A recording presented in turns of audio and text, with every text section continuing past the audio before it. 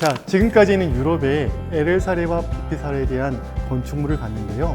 다음 시간에는 저의 최애 건물, 제가 숨겨놨던 보물들을 여러분께 설명드리도록 하겠습니다. 예, 여태까지는 미국과 그리고 유럽의 여러 문화재를 한번 살펴봤고요. 깜짝 놀랄 만한 기술이 접목된 오래된 건축물을 보실 수 있을 거예요. 어딘지 누가 다 아시죠? 에펠탑입니다. 에펠탑은 만들 때 굉장히 비난을 많이 들었던 건축물이에요. 1900년대 초에는 저렇게 철문을 이용해서 건물을 진다라는 것은 공장밖에 없어요. 중요한 구조물에 사용하지 않았던 건축 재료입니다. 근데 어떻게 이렇게 만들었을까요? 1889년 프랑스 만국 박람회가 열립니다. 전체 박람회의 아이콘을 만들고 싶은 거죠. 그래서 만든 게 에펠탑입니다. 근데 에펠탑은 누가 만들었을까요?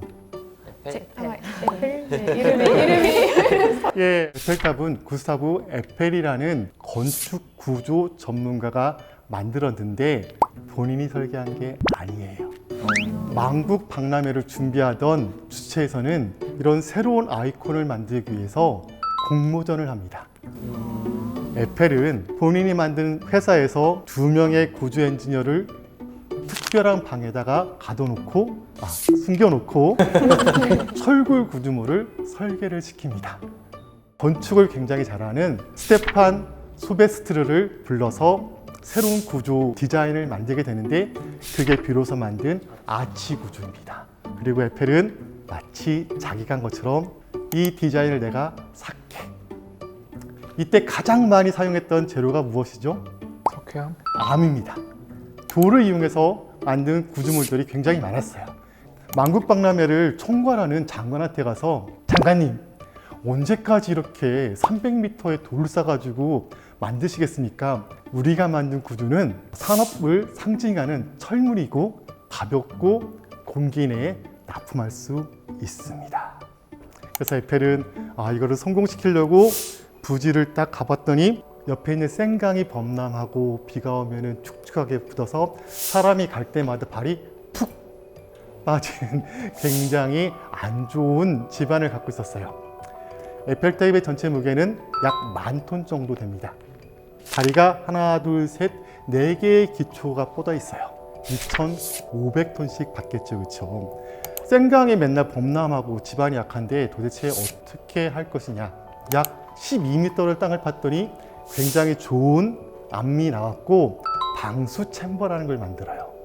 철제물로 동그랗게 만들어서 가라앉히면서 땅을 파는데 위에서 압축 공기를 불어줍니다. 그래서 들어오는 물을 다 막고 일하는 근로자는 굉장히 신선한 공기를 맞으면서 안전하게 작업할 수 있는 여건을 만들죠.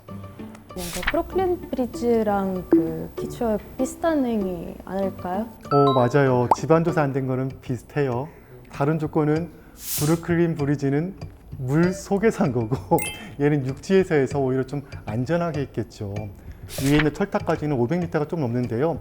크라이슬러 빌딩이 생기기 전까지는 세계에서 가장 높은 구조물이었습니다. 선물가게 구독, 좋아요, 알림 설정. 지금 미국도 봤고 유럽도 봤는데요. 혹시 아시아에서 재밌는 건물 없을까요? 좋은 질문이세요. 아시아에서 정말 좋아하는 건축물을 한번 소개시켜 드리도록 하겠습니다. 혹시 결혼한 분들 계세요? 예. 내 반려자가 죽었을 때 몇 년이나 더 살아갈까요? 타지마을은 굉장히 아름다운 사랑의 스토리가 들어있기도 하고 현재도 범접하기가 어려운 기술이 섭렵되어 있는 건축물입니다. 무굴 제국은 인도에 15세기 때 들어왔고 차란이라는 왕자가 있었습니다. 시장에 가서 무엇을 사려고 했더니 눈에 띄게 아름답고 선해 보이는 소녀를 한 명 봅니다. 뭄타즈 마을이라고. 첫눈에 너무 반해서 5년 뒤에 결혼을 하게 됩니다. 너무 사랑했어요. 14번의 아기를 낳습니다. 마지막 14번째 아이를 낳았을 때 산후우증으로 죽게 됩니다. 사자는 너무 슬픈 마음으로 뭄타즈 마을을 위한 영혼의 묘를 만들으라고 지시를 합니다.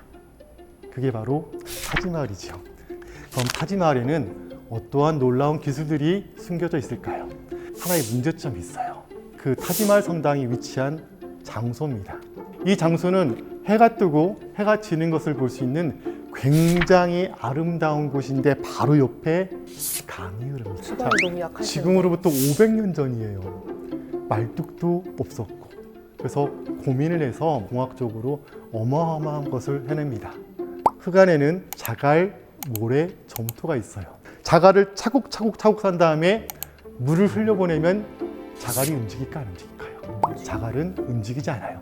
왜냐하면 자갈 사이에서 물이 슉 빠져나갈 수 있는 큰 간극이 있기 때문이죠.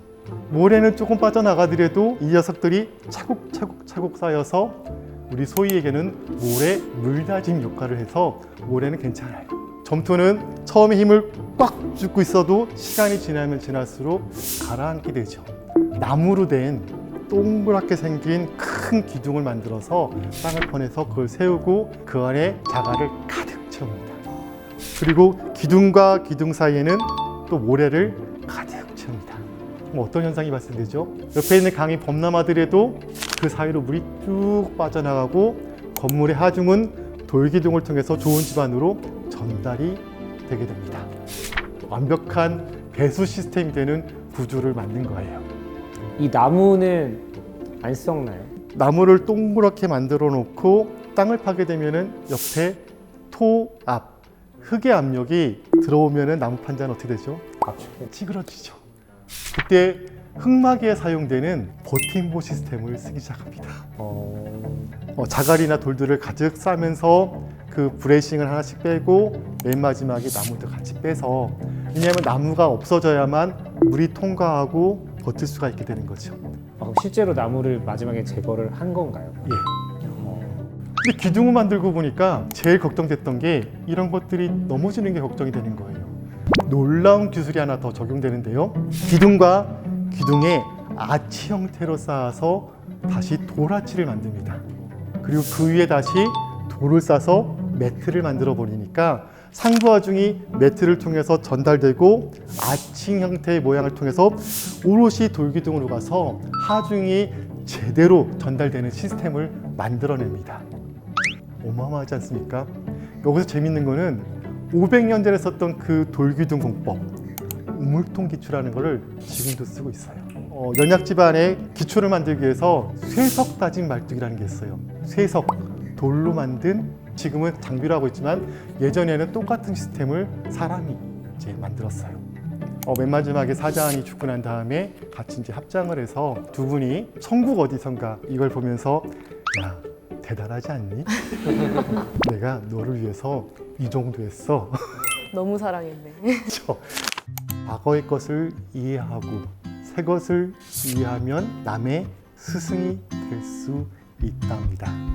너무 미래의 것만 생각하지 말고 얼마나 오래된 일이라도 그런 것들을 내재화해서 현재 것과 비교를 하고 부족한 부분을 더 채우고 난다면 여러분들은 어디 분야에 가서도 전문가가 되실 거라고 믿고 있습니다. 자, 여태까지 들으시니까 어떠세요?